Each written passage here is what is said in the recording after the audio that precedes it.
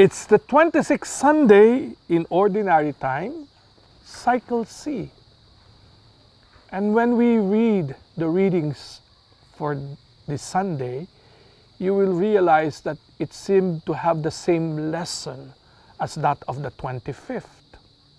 It tells us of the way we should relate to others. Part and parcel of Christian life really is the way we treat others.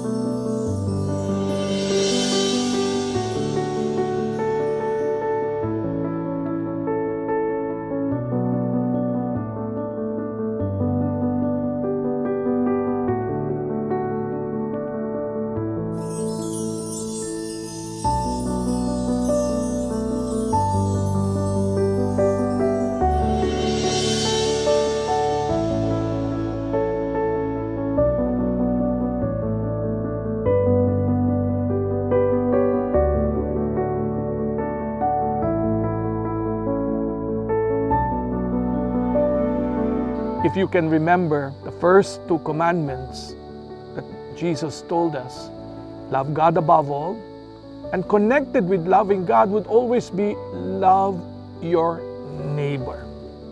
Our first reading from the prophet Amos warns us in these words, "Woe to the complacent in Zion, lying upon beds of ivory, stretched comfortably on their couches. They eat lambs taken from the flock and calves from the stall."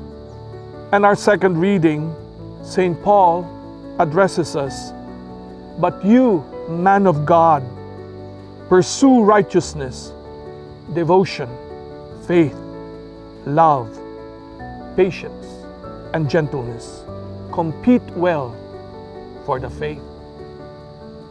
And the gospel, our Savior tells us, if they will not listen to Moses and the prophets, neither will they be persuaded if someone should rise from the dead.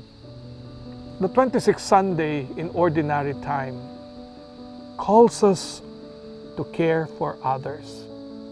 And that is how we are going to be judged by God, our caring for the others. Today's readings tell us of a reversal of fortunes, the rich suddenly suffering, and the poor becoming blessed. And the words of the Lord warning us, if they will not listen to Moses and the prophets, neither will they be persuaded if someone should rise from the dead. It's good for us to reflect on that message that Jesus wants to convey to us. Our Savior makes this point in a way which is particularly easy to understand. And this is a message He returns to over and over and over again in His teachings. Material wealth, material beauty, they all pass away. But the way we relate to others will always have an eternal value. The story of Lazarus and the rich man will always evoke an imagery of the poor man, Lazarus, where no one is taking care of him, and the rich man was everything. But in the afterlife, there is a reversal of fortune. Lazarus is comforted and the rich man is suffering. What is the lesson that we need to hold on to? Jesus is telling us that being part of prudence in the care of material wealth is also a kind of detachment from worldly goods in order to be of service to God. If we are too attached to worldly goods, we are running after a very successful material life, we will always have God as an outsider in our life. We will only turn to God when we need Him. But if we have a healthy detachment from worldly wealth and worldly goods, it is always easy for us to turn to God and understand that everything comes from Him.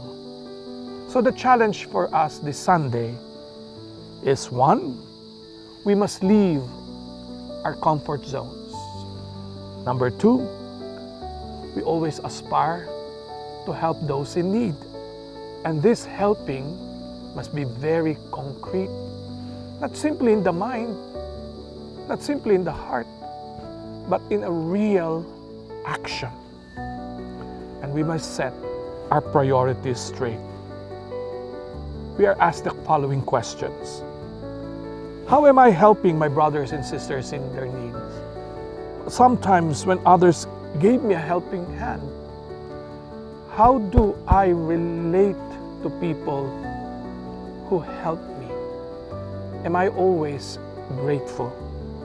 Brothers and sisters, the prophet Amos tells us clearly that we should never be complacent, not in our spiritual life. Because after all, when everything has been said and done, we will be judged by the way we have loved one another.